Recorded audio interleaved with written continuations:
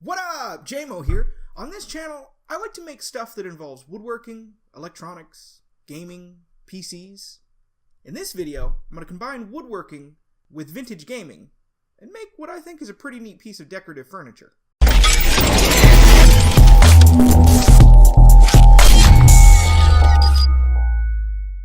The inspiration for this project is this early 80s glass Dig Dug marquee that I picked up from a game room and arcade store in my area.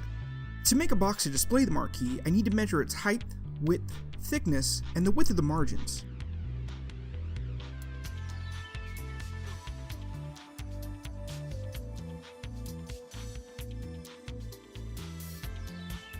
I take the outermost dimensions and subtract the width of the margins to come up with the height and the width of the light box. Make sure your material thickness is enough for you to be able to route a groove that's as deep as the margins are wide. In this instance, I have a ½ inch thick margin of black paint on each side of the 6.5 by 23 and 11/16 inch piece, so I double that ½ inch to 1 inch, and my interior dimensions are 5.5 by 22 and 11/16. Add a material thickness of 3/4 inch to account for the ½ inch grooves, and you come up with two pieces of wood at 24 and 3/16 long, and two pieces at 7 inches long. I want the sides to overlap the top and bottom, so I'll subtract the material thickness again from those pieces before I make my cuts. Pine is a good inexpensive wood to use for a project like this. When using lumber from a big box store, I like to make sure the ends are square before marking my pieces and making cuts. Also, before I cut the sides down, I'm going to go straight to the router so each side is as consistent as possible.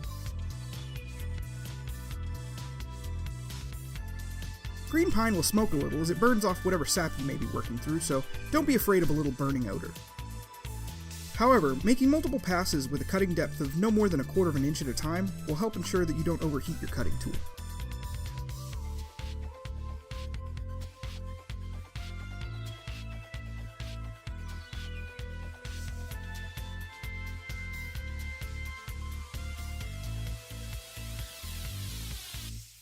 Once we have our slot routed, we can mark and cut the sides, then glue and either brad nail or screw them together.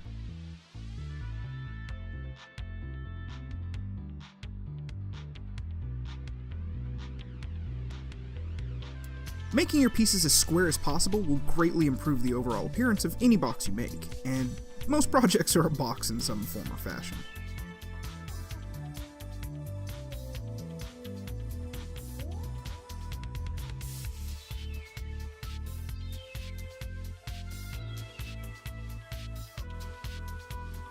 The box looks good and even has this hinge feature from a few screws I used to affix the top.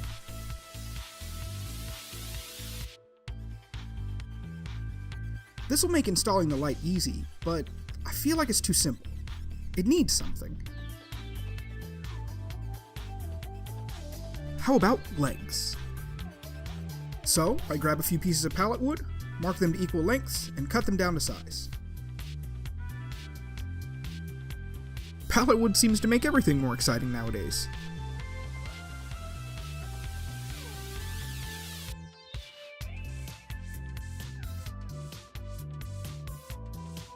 I mark them each with the shape I want, and I use a circular saw to further dimension them, as the pallet maple has some hidden nails in it.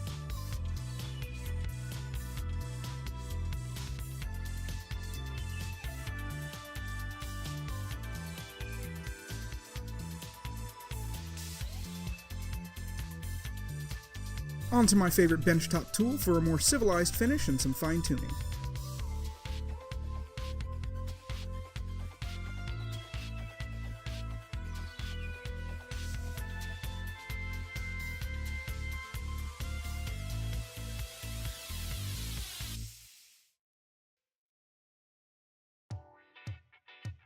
Okay, this looks way too nice to be pallet wood. I've drawn out this shape and a remaining piece of pine to serve as a base for the legs and an easy way to attach them to the light box. Or, as it's more or less becoming, the top of the arcade marquee accent table.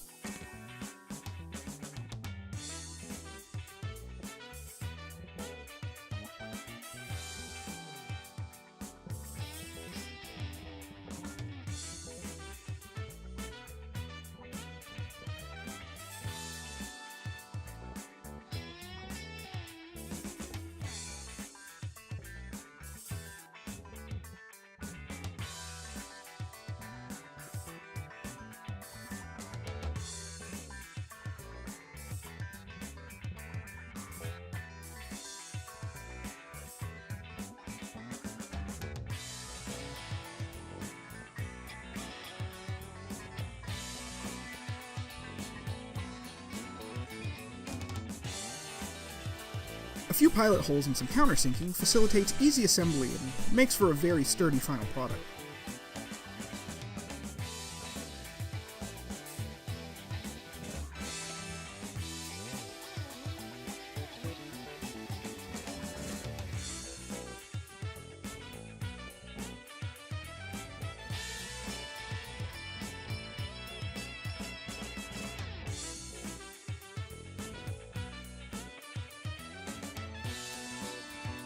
I designed the legs and the base to mimic the arcade shapes of the 80s and give off a retro vibe. Construction screws and glue, just about the only thing you need for most furniture.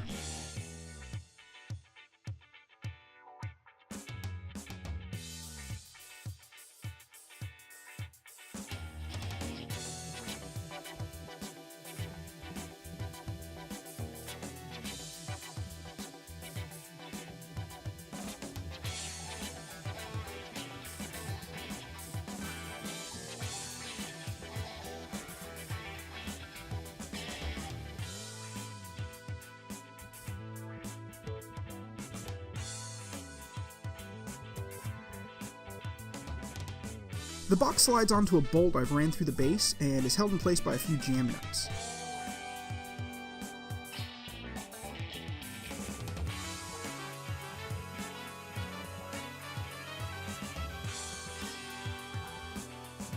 A couple of construction screws make sure there's no unwanted rotation. Now that this is a table, I've cut a piece to seal off the back, and I'll screw that into place.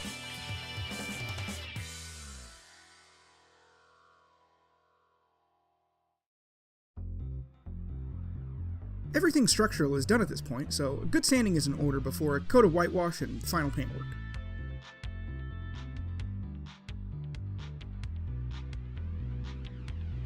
To get power inside for the light, I cut a hole in the back and I screw in a switch C14 socket.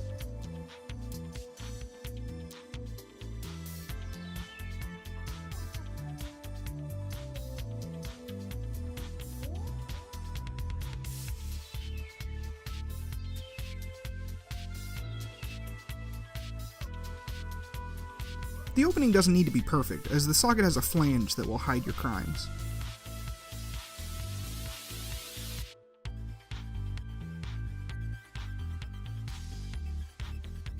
For that retro arcade feel, I chose a fluorescent fixture the appropriate size and wired it to the switch power socket.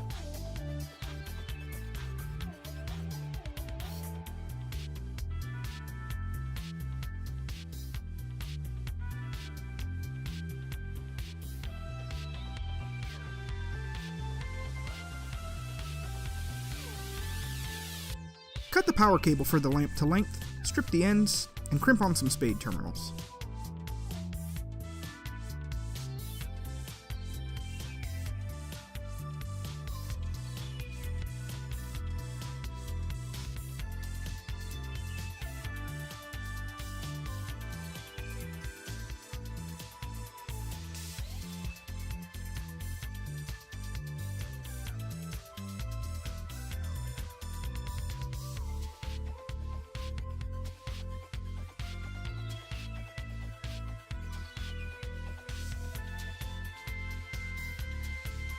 By the way, my hands are not insanely ashy. There's a lot of sawdust inside this thing.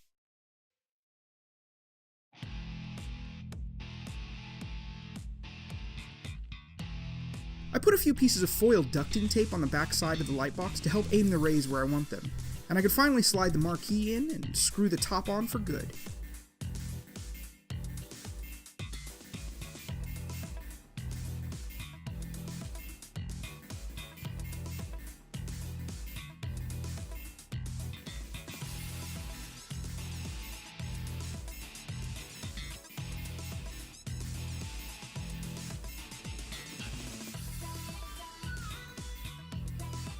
With its Dig Dug Levels themed paint job, I think this project turned out pretty awesome and provides a fitting home for an old forgotten piece of arcade history. The pallet wood gives it an older feel, and the distressed finish makes everything feel cohesive. This would be perfect for any game room.